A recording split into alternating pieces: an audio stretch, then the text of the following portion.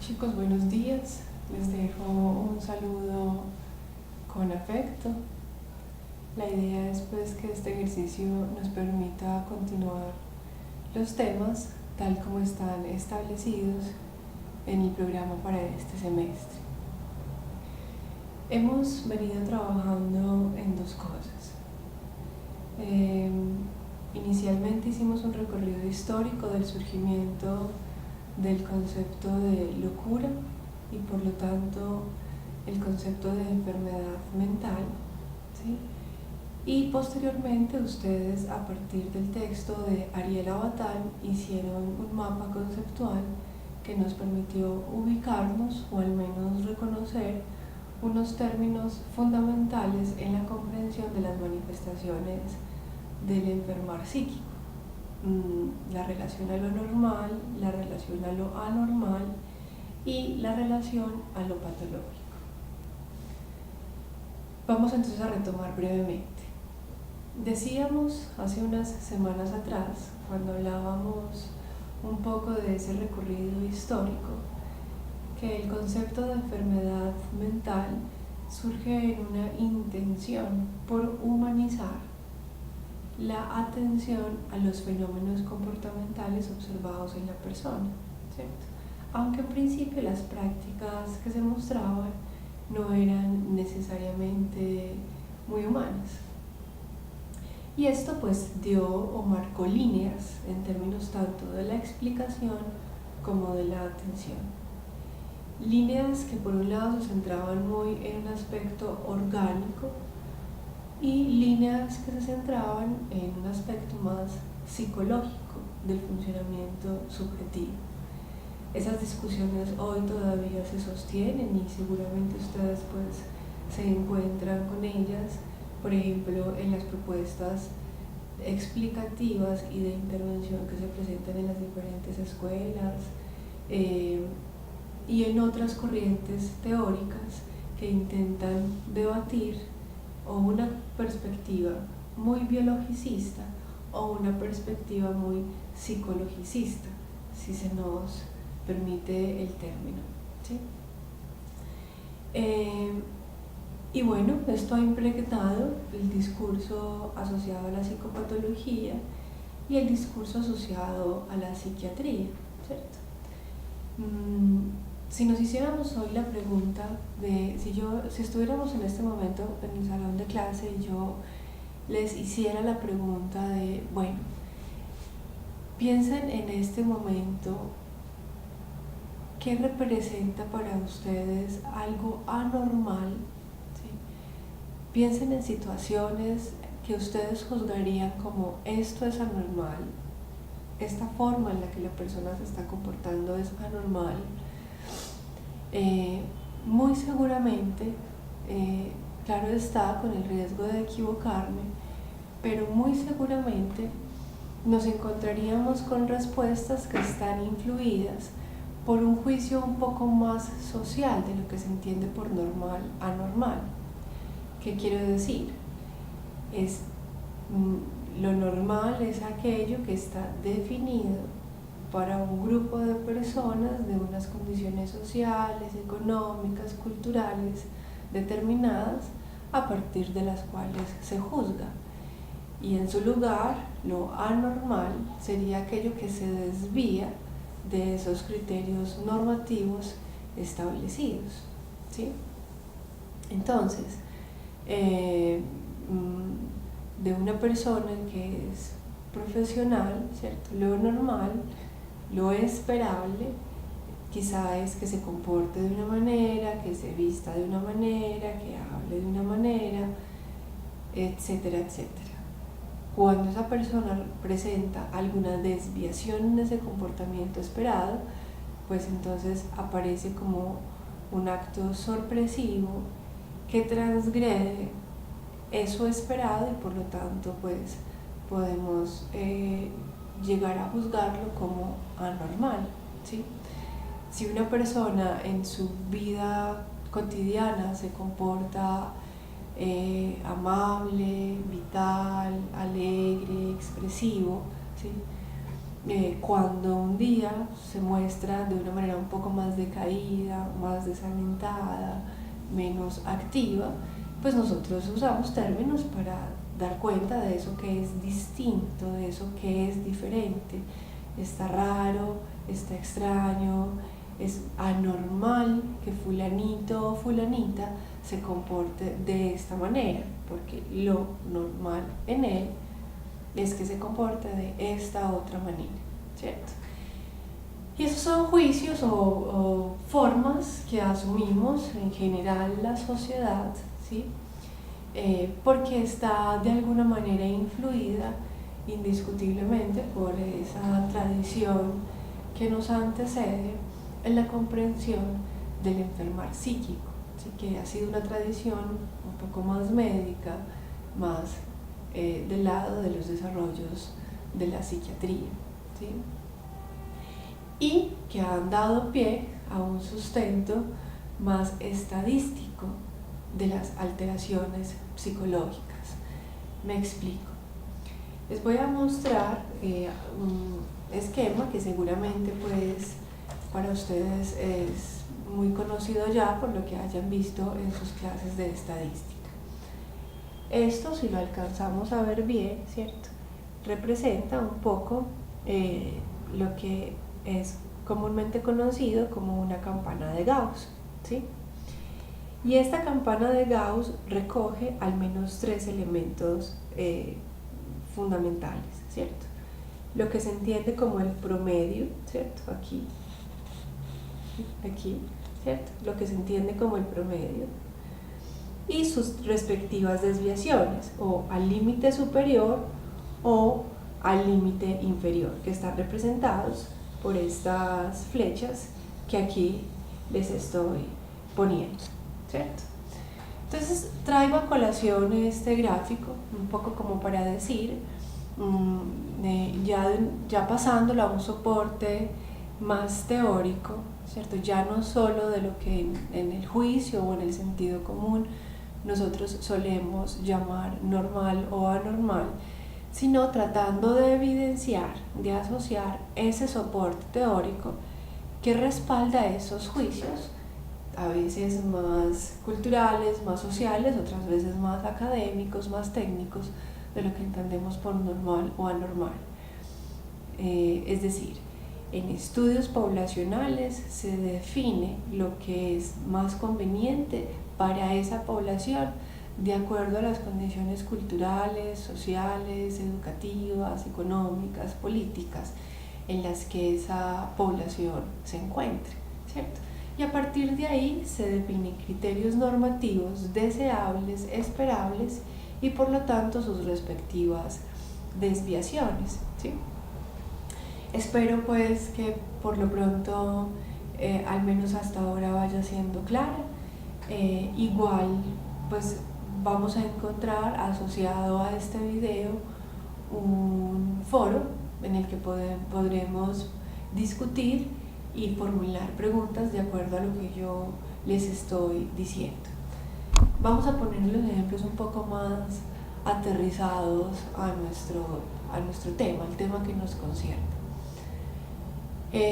Pensemos en lo que esté nombrado como una norma, ¿sí? Entendiendo la norma como aquello que es ideal, como aquello que es deber ser, ¿sí?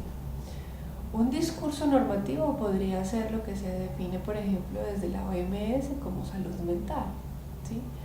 Porque la OMS habla de la salud mental como un estado dinámico en el que la persona puede, esto es más un paráfrasis, ¿cierto? Es un ejercicio de paráfrasis, pero hablamos de un estado dinámico de bienestar que permite que la persona pueda pertenecer a una comunidad, contribuir de manera productiva a esa comunidad y establecer relaciones adecuadamente en su comunidad, ¿cierto? Ese criterio normativo se representa entonces, o representa mejor, un estado ideal de ser y pertenecer a un grupo poblacional, ¿sí? Entonces, que permita que yo me relacione bien, que yo sea productiva, que yo sienta o experimente un estado de pertenencia. Ese es entonces el deber ser, ¿sí? Y desde esta perspectiva un poco estadístico lo que se concentra aquí. Lo esperable para todos es eso que se ha definido como norma, ¿sí? Otra vez, lo esperable para todos es lo que se ha definido para norma, como norma. Entonces, la norma es que la mayoría esté en capacidad de relacionarse bien, pertenecer a su comunidad y contribuir de manera productiva a su comunidad. En consecuencia, si una persona en determinado momento de su vida experimenta un estado que represente una desviación de esta norma, ¿cierto? Que represente una desviación de esta norma para el límite inferior, por ejemplo, aunque también podría ser para el límite superior, pero por ahora pongámoslo en el límite inferior, y ese límite inferior implica un decaimiento en el estado emocional, como por ejemplo, la persona ya no quiere salir, la persona ya no quiere ir a trabajar, la persona se muestra carente de sentido. Entonces, si aquí está la norma y respecto de esa norma hay una desviación, ¿cierto? Al suponer que la norma está puesta en el promedio, lo que es ideal o esperable para todos, el que se mueva de esa norma, por lo tanto, está en una condición de anormalidad. Y esta es la lógica común con la que nosotros operamos, que es una perspectiva un poco más estadística de las nociones normalidad, anormalidad y patología, ¿cierto? Ustedes podrían entonces estarse haciendo la pregunta una vez escuchen esto. Entonces, en este caso hay una correspondencia entre enfermedad y anormalidad. Es decir, entrar en una condición de enfermedad supone simultáneamente una condición de anormalidad. Y diríamos, bueno, sí. Y sí, por lo que acabamos de mencionar. Si hay un promedio que se define para todos, ¿cierto? Y frente a ese promedio yo entro en un estado de ánimo depresivo, por ejemplo, en una depresión mayor, ¿cierto? Estoy en un estado de enfermedad y al tiempo lo que representa la depresión mayor como una desviación de la norma supone por lo tanto que estoy en una condición de anormalidad, ¿cierto? Y por eso estamos diciendo, estos criterios, estas formas de definir esos patrones de normalidad, anormalidad, se basan en estudios poblacionales que intentan definir de una manera generalizada lo que es bueno o esperable para todos, ¿sí? Y esto pues ha tenido algunos propósitos, como por ejemplo que podamos tener un lenguaje común, y que en el esfuerzo de tener un lenguaje común podamos entonces entendernos en las formas que como sociedad vamos a nombrar las cosas, ¿sí? Tienen en mente, por ejemplo, en este momento el DCM o el CIE, exactamente, ¿cierto? Si ustedes se fijan un poco en la forma como está constituido el texto presenta frente a cada categoría diagnóstica unos criterios descriptivos o de caracterización que dan lugar posteriormente a los criterios diagnósticos que se presentan. Dentro de esos criterios descriptivos o de caracterización mencionan cosas como la prevalencia, y en la prevalencia entonces señalan si es más común encontrarlo en hombres, en mujeres, cuál es la edad de aparición esperable, cuáles son las relaciones de comorbilidad que se pueden presentar, cuáles son los elementos diferenciadores que se pueden tener en cuenta cuando se presentan posibilidades diagnósticas cercanas, ¿sí? Todos esos elementos que son elementos descriptivos que dan cuenta un poco de los estudios poblacionales que están a la base de estas posibilidades diagnósticas, ¿sí? Y posteriormente entonces los criterios que definen lo que sería tener o no tener un diagnóstico determinado, ¿sí? Estamos hablando hemos venido introduciendo como ejemplo la depresión y pues lo hacemos porque es una de las formas diagnósticas más comunes. De acuerdo pues con la OMS, es uno de los trastornos que en la actualidad genera mayor grado de discapacidad con mayor prolongación en el tiempo, asociados a otros trastornos como por ejemplo de la ansiedad o de carácter traumático, como por ejemplo el estrés postraumático. Pero retomemos un poco lo que estábamos mencionando de la depresión. Entonces, el paciente le presenta al médico unos síntomas que éste luego traduce en signos, ¿cierto? ¿Y el paciente de qué habla? Habla, por ejemplo, de pérdida del deseo para realizar las actividades que cotidianamente realizaba, habla, por ejemplo, de un estado de ánimo depresivo la mayor parte del tiempo, casi todos los días, habla, por ejemplo, de la presencia de llanto frecuente, de mayor grado de sensibilidad, e incluso se introducen algunos elementos asociados a la pérdida del sentido de vida o a ideas de muerte, ideación suicida o incluso, en algunos casos, actos o intentos suicidas. Cuando el médico escucha eso, ¿cierto?, lo ubica desde esta perspectiva que estamos mencionando hasta ahora, lo ubica en unos criterios descriptivos que a él se le han dado, en el que dice, cuando una persona me dice que tiene esto, que tiene esto y que tiene esto, en realidad me está diciendo que tiene o presenta las manifestaciones sintomáticas de un cuadro común, por ejemplo, de depresión, ¿cierto? Entonces ahí es donde decimos, estas formas han contribuido a que como sociedad encontremos un lenguaje común que nos permita a nosotros nombrar los fenómenos que acaecen a nuestra condición humana, ¿sí? De cualquier manera, pues esto también ha encontrado sus contradictores. Y no ahora, pues porque esto que estamos diciendo realmente no es una reflexión pues de ayer, es relativamente reciente desde una perspectiva histórica, pero en realidad ya lleva un buen tiempo transitando. Es decir, si nosotros pensamos en este momento, brevemente, en este recorrido histórico que hicimos, decíamos que con la caída de la Edad Media, cuando finalmente empieza todo este tema del Renacimiento, ¿sí?, y con ello a introducirse un poco más el humanismo, poco a poco se van gestando nuevas perspectivas.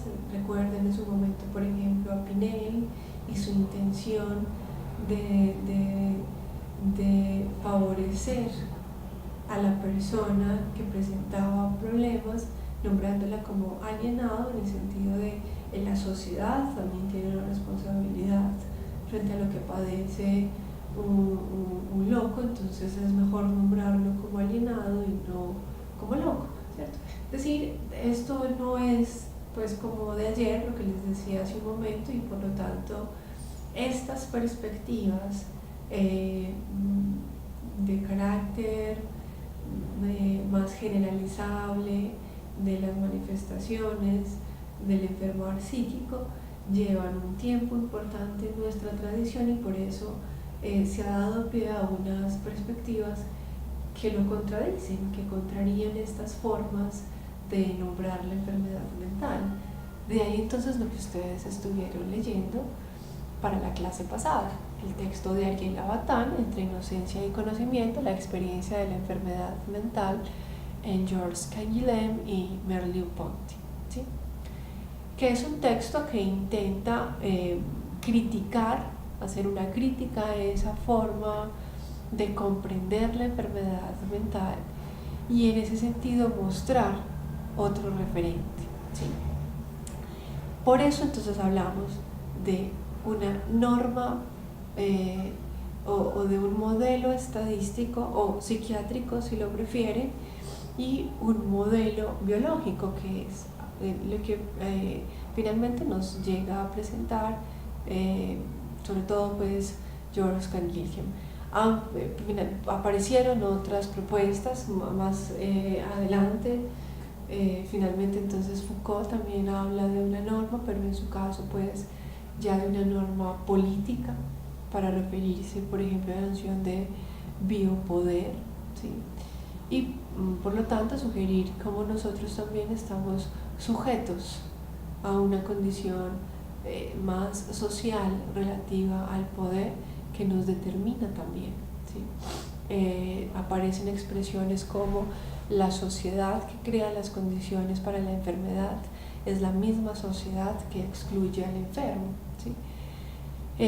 Y bueno, solo mencionaba esto para decirles, no es solo una perspectiva, no es solo la perspectiva psiquiátrica o estadística, no es solo la perspectiva biológica de la que nos habla Canguilhem, también está una noción un poco más política en nombre pues de lo que nos menciona Foucault, ¿sí?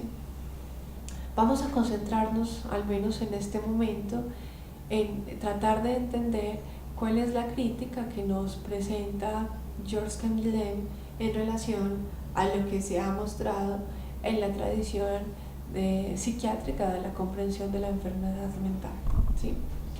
Y vamos a ir tomando algunos apartados del texto que, entre otras cosas, pues en lo que yo revisaba en los mapas conceptuales que ustedes estuvieron enviando la semana pasada, pues veo que en efecto la mayoría logró tener una asimilación, un acercamiento de lo que el texto introduce y de las diferenciaciones que el texto aborda desde la perspectiva de George Canguilhem y desde la perspectiva de Merleau-Ponty, ¿sí?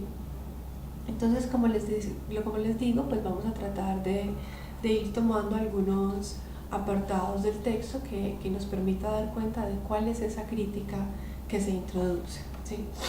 Un poco a manera de recorderis, entonces decimos que el desarrollo de Canguilhem es un desarrollo más del lado de lo epistemológico, es decir, del desarrollo conceptual, mientras que la propuesta de Merleau-Ponty es una propuesta un poco más fenomenológica, es decir, de la experiencia de la enfermedad, y por lo tanto esto afecta de alguna manera la forma pues en la que terminan por conceptualizarse estos fenómenos, ¿sí?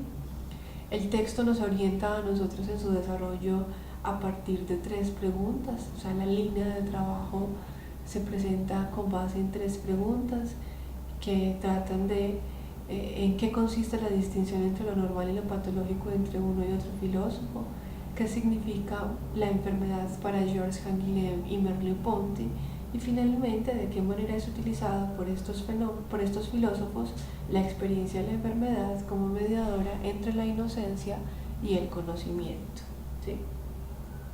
Entonces, ya tratando de concentrarnos en lo más relevante que el texto presenta respecto de George Canguilhem, entendemos que él, pues, a partir de sus reflexiones encuentra que hay un equívoco en la forma como entendemos lo normal, ¿cierto? Un equívoco quiere decir hay un error. Hay un error en suponer que la norma es norma por el promedio. ¿Eso qué quiere decir?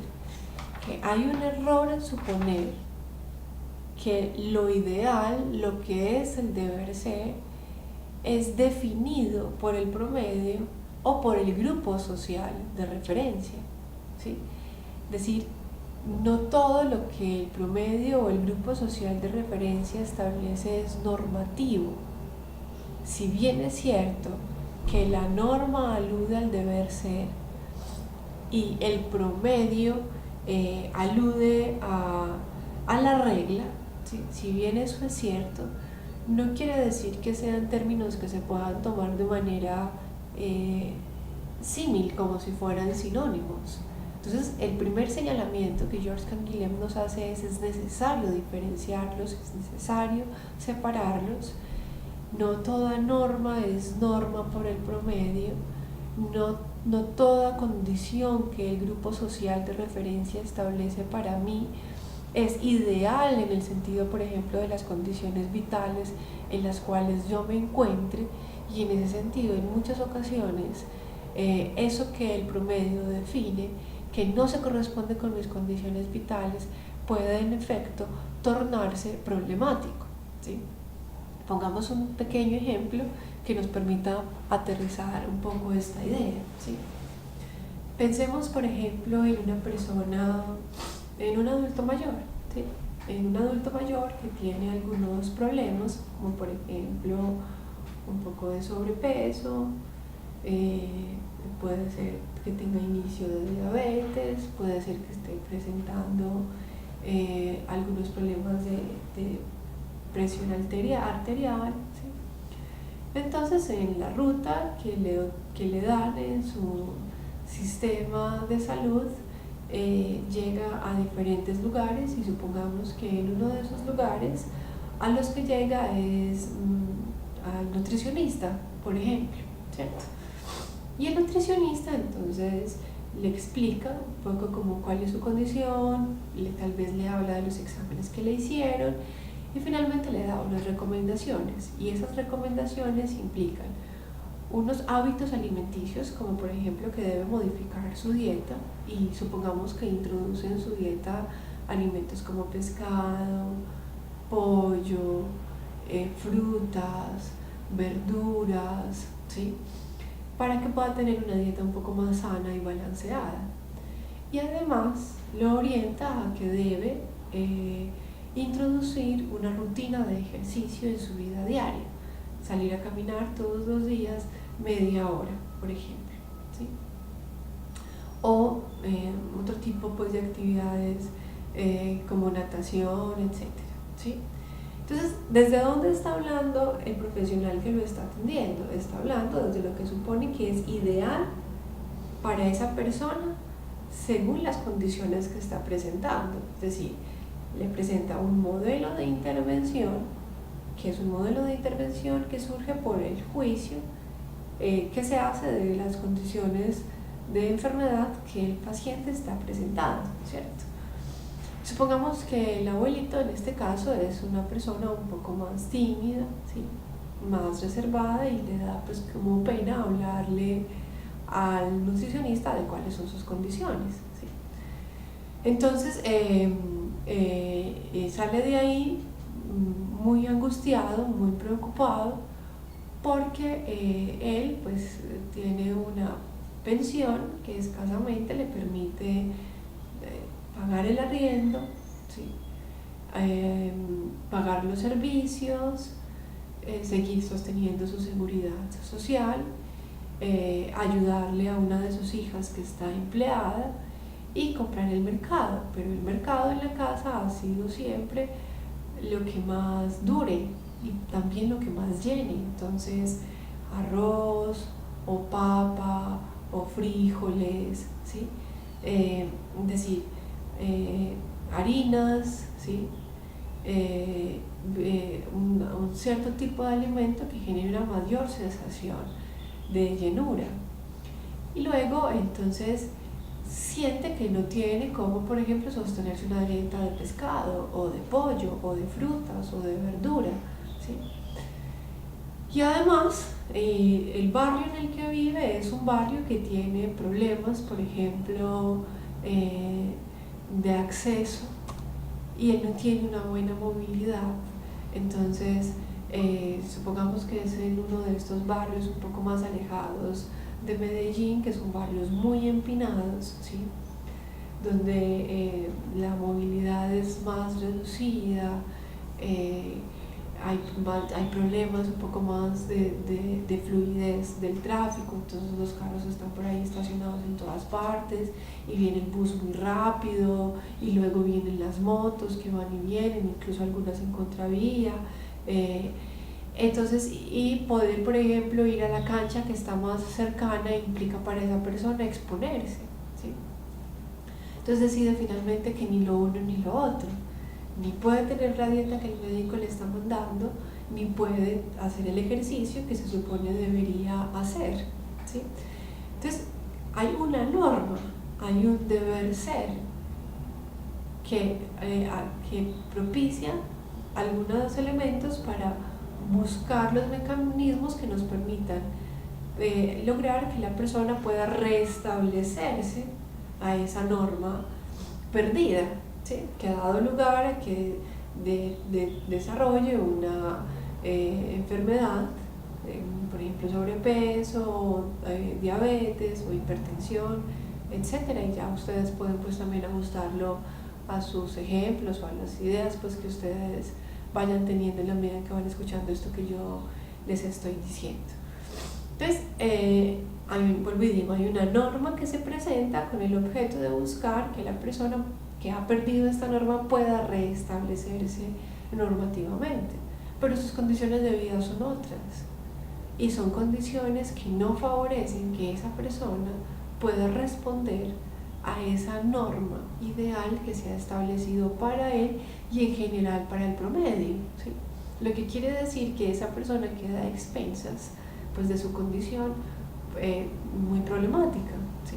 Entonces, siendo un poco dramáticos, en el peor panorama diríamos que ya no solamente va a tener problemas de nutrición, inicio de diabetes, problemas de hipertensión, sino que además va a empezar a desarrollar, por ejemplo, un cuadro depresivo. Sí me hago entender, ojalá pueda hacerme entender y ojalá a partir de lo que ustedes van escuchando, pues en el foro puedan comentar sus ideas, las inquietudes, las preguntas, los desacuerdos, o sea, todo lo que se les vaya ocurriendo con el objetivo de que podamos ser un poco cada vez más claros, ¿sí? Entonces, a la base de estas reflexiones, si ustedes se dan cuenta, pues hay un desacuerdo entre esa idea que me plantea una generalización de lo ideal y de la desviación de eso ideal, ¿sí? Para dar pie a nombrar lo anormal, lo anormal, lo normal, lo anormal, lo patológico, ¿sí? Porque es una visión que sugiere que hay unas condiciones vitales, subjetivas, singulares, que no pueden ser tomadas en un referente social, lo que es bueno para todos, ¿sí? Y que además establecen que hay un criterio normativo que es superior al mismo grupo de referencia social y que ese criterio normativo que es superior al grupo social de referencia al que nosotros pertenecemos es en efecto la vida misma, ¿sí? Fíjense que en el texto hay un momento en el que se nos plantea lo siguiente: a pesar de las dificultades semánticas de las nociones de normal y patológico, Canguilhem no se deshace de ellas. Lo que sí hace es modificar el contexto en el cual adquiere su significación. Normal alude, en su opinión, efectivamente a normatividad, solo que no es el médico ni la ciencia médica quien se encarga de determinarla, de establecer sus parámetros. Canguilhem prefiere más bien hablar de normatividad biológica, la cual es instituida por la vida misma como una manera de estipular las condiciones en las que ésta podrá desarrollarse de la mejor manera posible.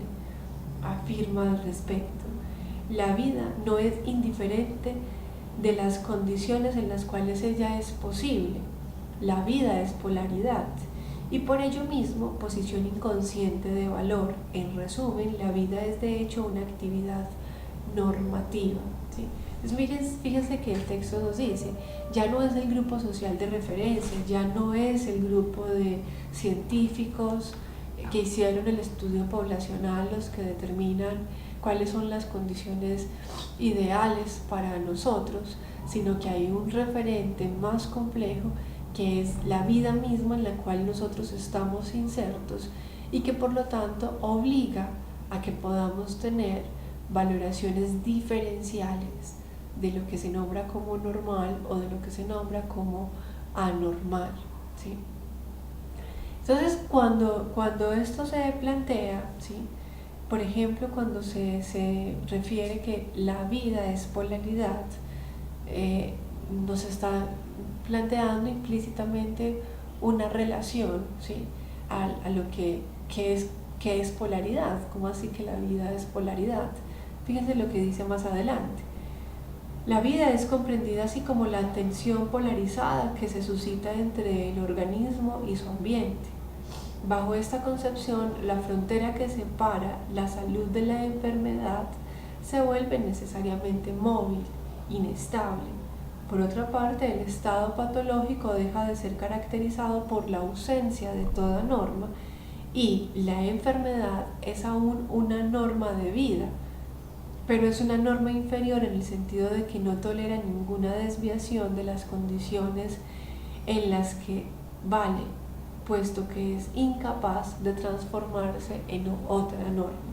Entonces, si con el párrafo anterior nos estábamos haciendo la pregunta de a qué se refiere el autor cuando dice que la vida es polaridad, en el siguiente párrafo se nos aclara, y esa relación de polaridad se presenta principalmente en la relación de de salud-enfermedad, como por ejemplo también se presenta en la relación vida-muerte, oscuro claro, día-noche, etcétera, etcétera.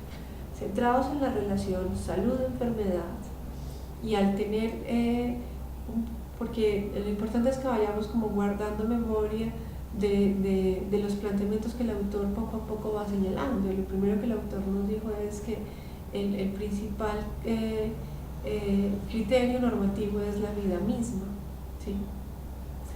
¿Qué quiere decir? Que es la vida misma quien instaura las condiciones ideales para cada sujeto según las formas en las cuales ella es posible, ¿sí?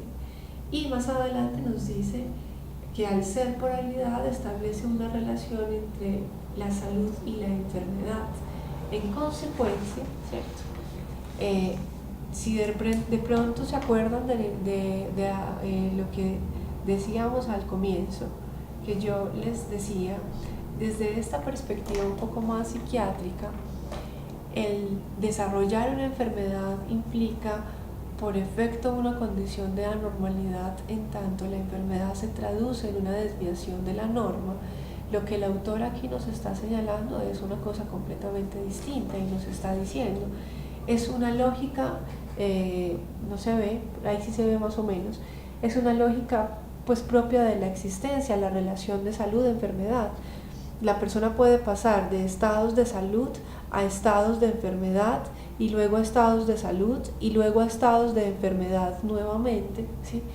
Y como una condición propia de la vida misma, ¿sí? O sea, es tan propio de la vida estar en un estado de salud como es tan propio de la vida estar en una condición de enfermedad, y no por eso pues entonces ser anormal, ¿sí? No por eso ser anormal. Ahí podríamos hacer un pequeño paréntesis y decir, se pueden presentar anomalías, pero una anomalía no sugiere necesariamente una anormalidad. Entonces lo que pasa en nuestro caso, y en nuestro caso me refiero a las definiciones de enfermedades mentales a las que nosotros nos exponemos, pues es que están muy cargadas de juicios morales, ¿sí? Entonces, les pongo un ejemplo, ¿sí? Si una persona tiene, por ejemplo, pongámoslo igual, pues, dramático, si una persona tiene, por ejemplo, cáncer, ¿sí? Nosotros no decimos como, ay, es anormal, decimos está enfermo, ¿cierto? Y de acuerdo al grado de severidad del cáncer que la persona tenga, pues lo lamentaremos mucho por él, por lo que suponemos que le puede implicar en términos de sufrimiento, o incluso porque se puede convertir en una condición terminal para el paciente. Pero no tendemos a caracterizarlo como, ay, esta persona es anormal, es diferente. No, porque las nociones de enfermedad asociadas a la medicina no tienen esos juicios morales que sí tienen las nociones de enfermedad asociadas a la psicología. Entonces lo que hacemos es una suerte como de decisión, ¿cierto? O sea, terminamos por separar lo que es ideal, esperable, de lo que contradice eso que es ideal y esperable, aún cuando pueda ser un proceso lógico de la vida misma. Y al separarlo, como lo ponemos por fuera, lo que hacemos es finalmente atribuirle estas connotaciones un poco más morales o más prejuiciosas respecto de lo que significan, ¿sí? Y de hecho pues esto daría pie a que por ejemplo ustedes en sus lugares donde están escuchando esto o en el foro pues planteen también pues como ideas respecto de los efectos que esto tiene, ya no solo a nivel individual sino también a nivel social, ¿sí? Hace poco hablaba precisamente, es una médica que fue profesora, ya es jubilada de la Facultad Nacional de Salud Pública de la Universidad de Antioquia. Entonces es médica, pero además es médica salubrista, es decir, tiene una formación importante en salud mental. Pues es una señora con una relativa edad avanzada.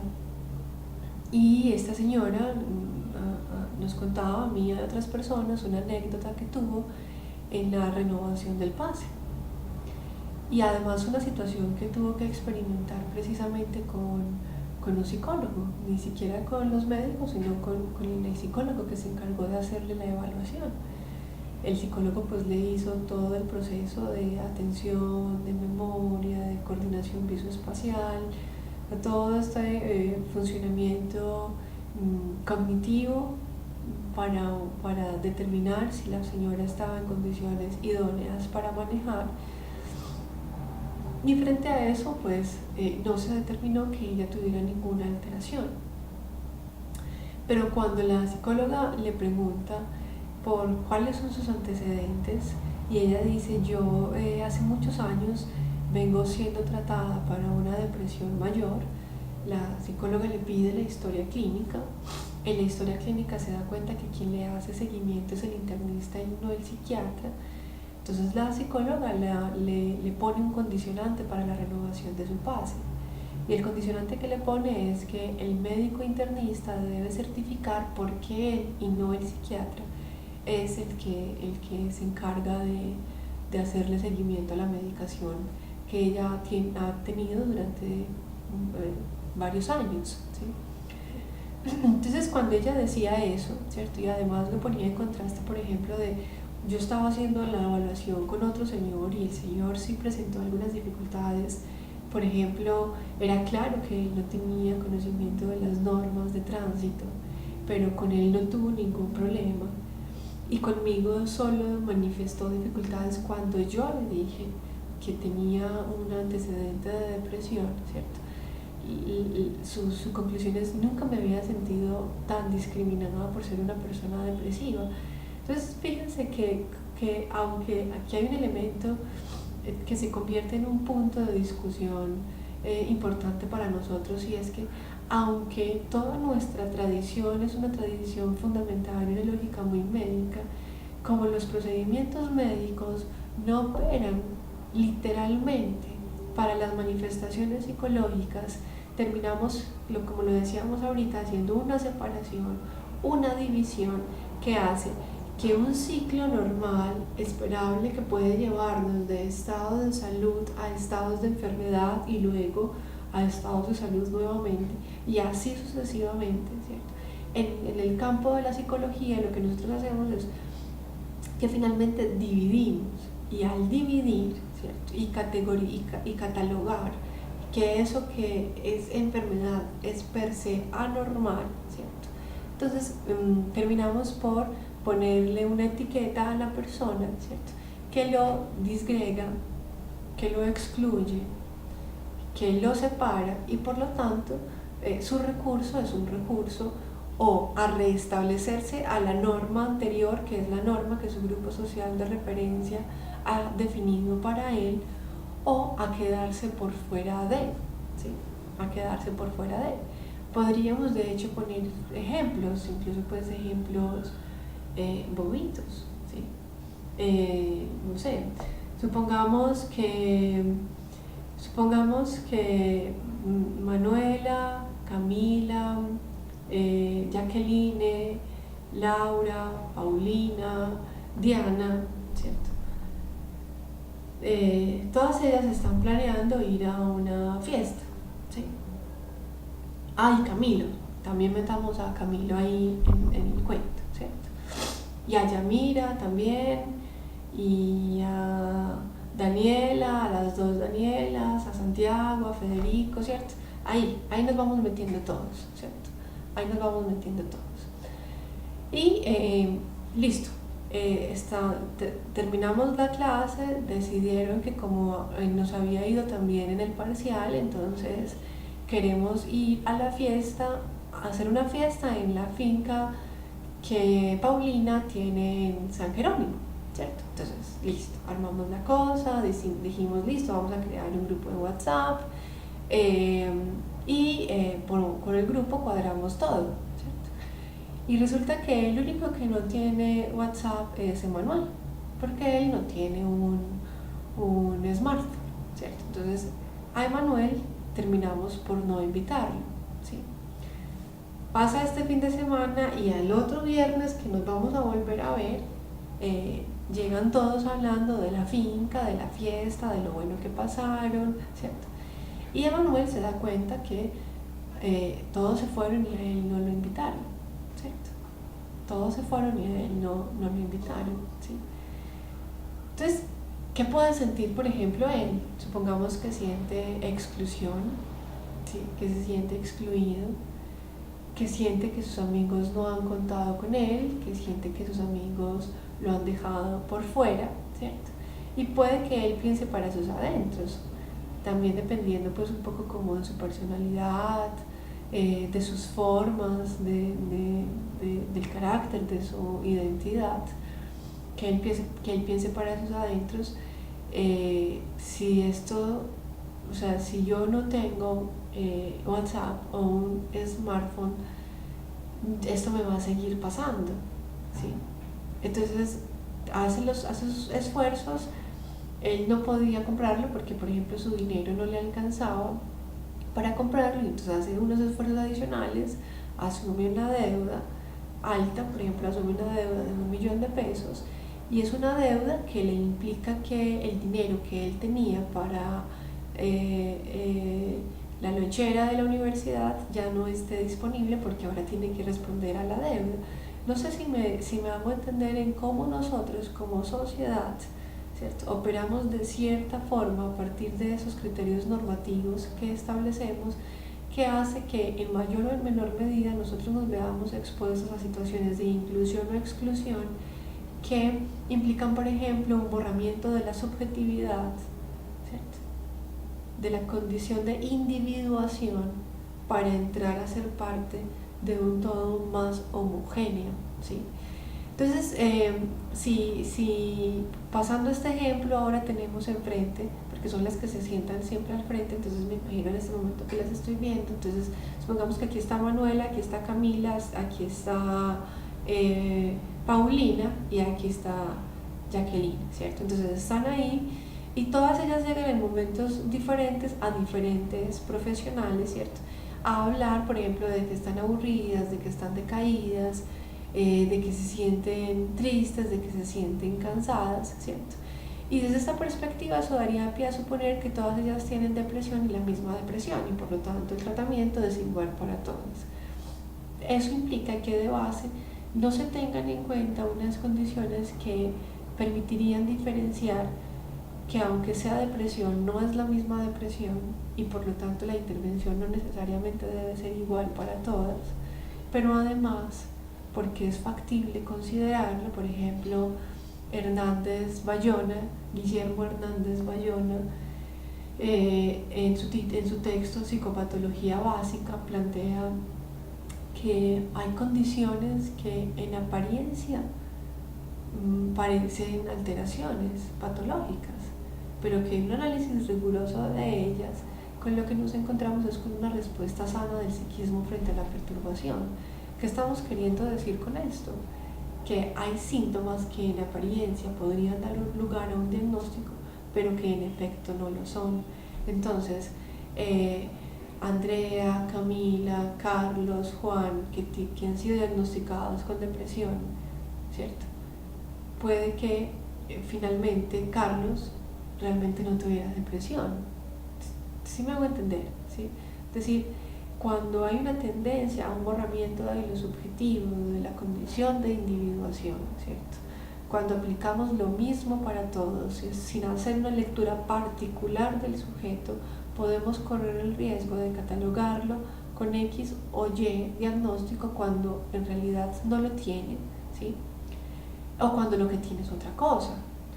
Por ejemplo, los estudios revelan que es común encontrar que casos de niños diagnosticados con déficit de atención con y sin hiperactividad, en algunos casos en principio no estábamos hablando de ese trastorno, sino por ejemplo de una depresión, y terminamos interviniéndolo con TDAH cuando en realidad era una depresión, ¿sí? O niños que se muestran oposicionistas desafiantes y los diagnosticamos así, pero en realidad lo que el niño está representando es finalmente una respuesta, una reacción frente a un ambiente hostil y maltratante o de abuso o de abandono. Entonces el niño se muestra así, pero sus condiciones vitales son unas condiciones que lo violentan y por lo tanto se relativiza ese comportamiento negativista desafiante en función de las condiciones vitales en las que el niño tiene.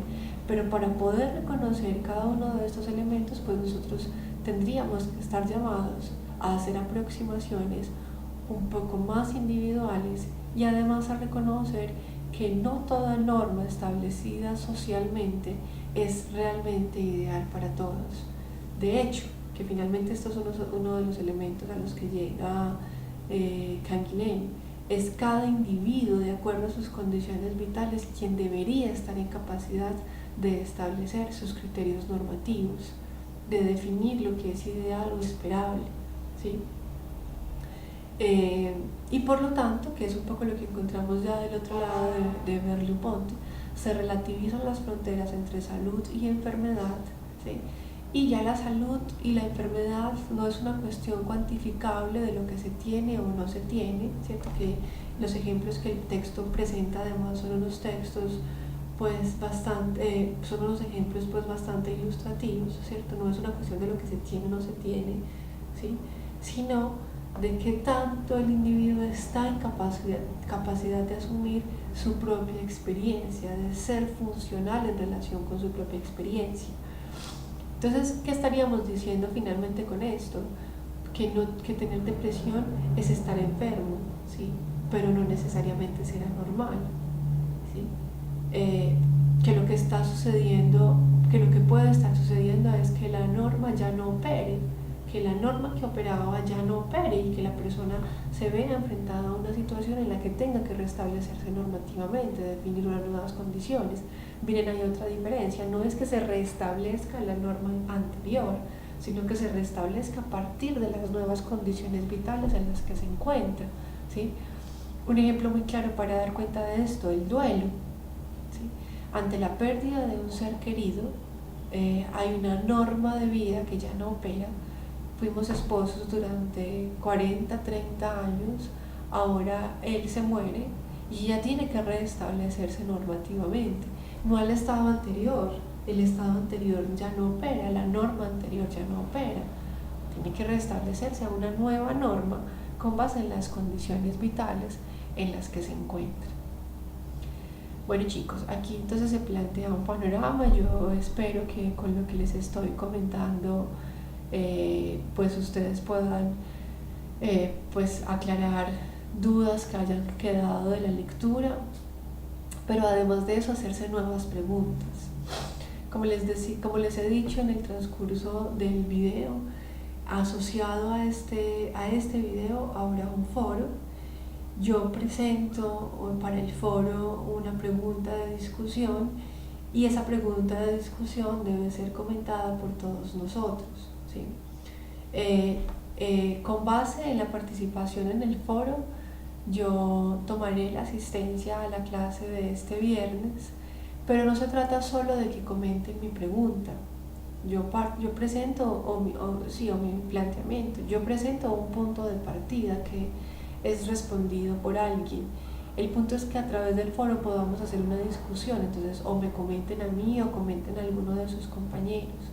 Idealmente que se comenten en ustedes.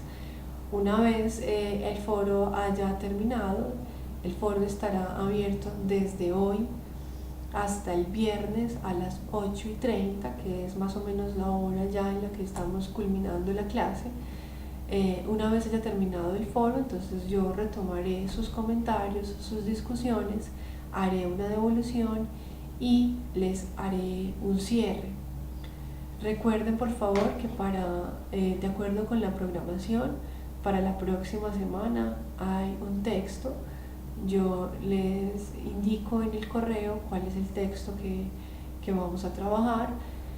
En cualquier caso saben que en el programador también está señalado el texto que trabajaríamos la próxima semana, que este viernes que viene, o sea, dentro de 8 días, ya sí nos veremos habitualmente en el salón, como habitualmente en el salón de clase, ¿vale?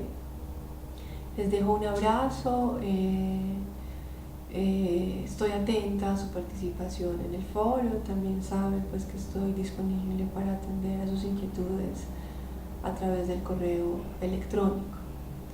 Nos vemos entonces de este viernes en 8. Hasta luego.